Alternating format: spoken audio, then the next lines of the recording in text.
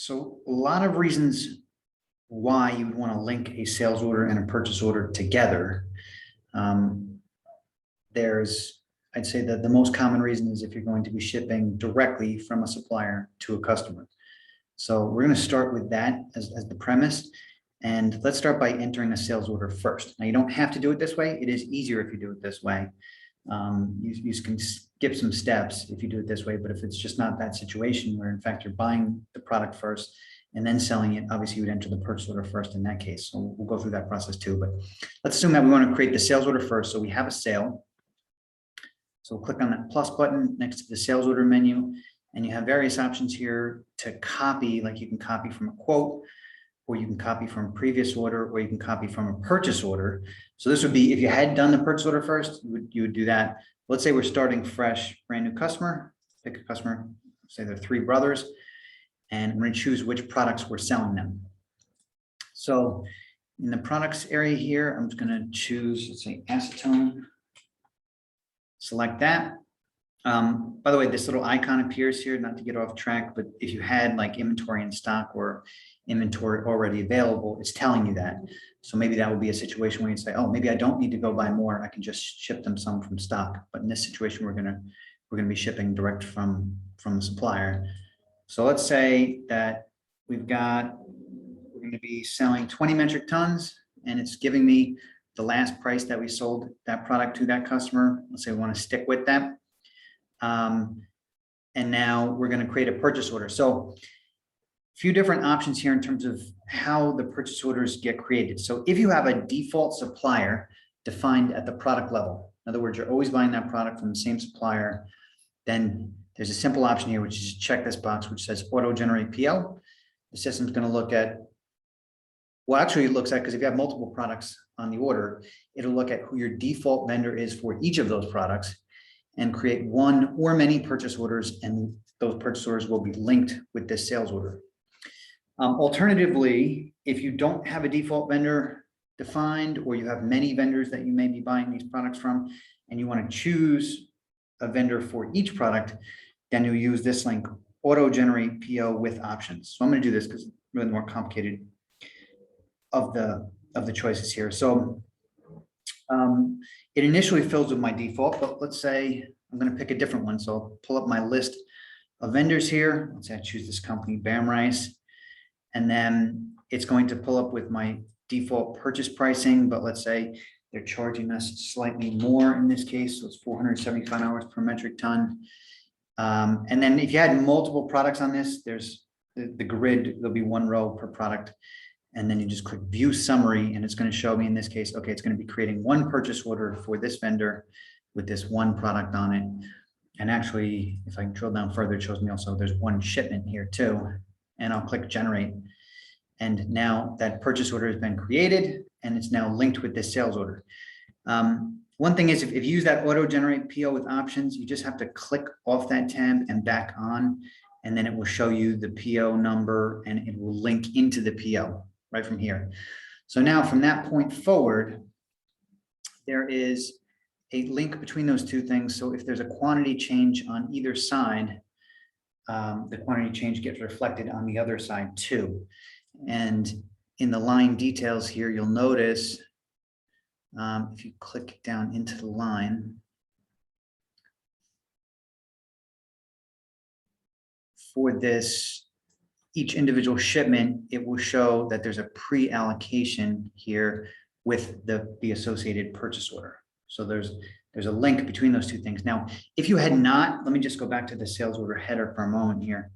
If you had not auto-generated the PO, and you had instead done the purchase order and the sales order separately, then you would create that pre-allocation link manually. And that can be done from each line item. So for each line, you would specifically go in, and this would show you all the available purchase orders that have that product on it, and you can link with one of those purchase orders manually.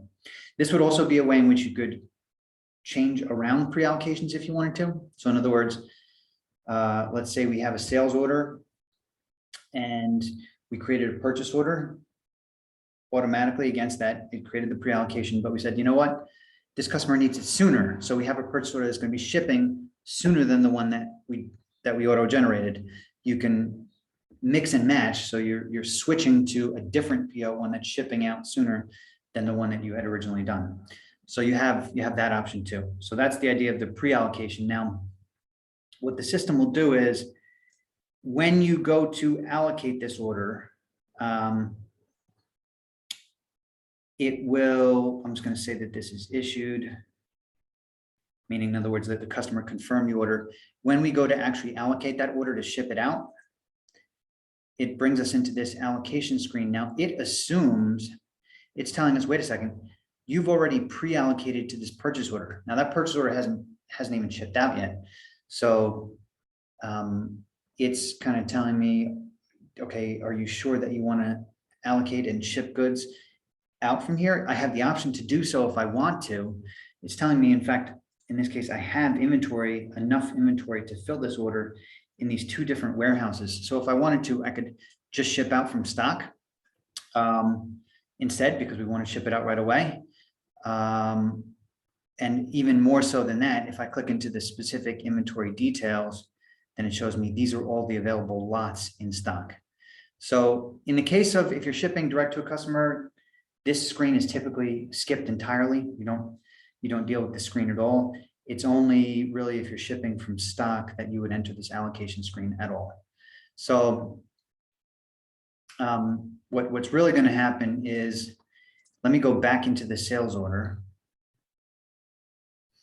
that we just created. Yeah, which is this one. And if we then flip over to the purchase order, remember we auto-generated a purchase order, and that is now linked with the sales order. So that's 8255. If I click into that purchase order, I can make modifications here. So if I wanted to adjust quantities, we can do that. Adjust pricing, we could do that. And then we can create a container right from here. So this is a situation where if it's a single container associated with that PO, you can create the container right from here. If it's going to be multiple containers, you have the ability to break out that shipping schedule if you wanted to. But let's say I'm just going to create a container right from here. Okay.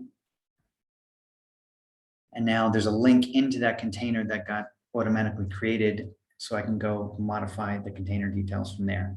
So with this container, I would just say that this container is in transit and it's received. So to change those, just update the date in transit, and that will automatically adjust the status.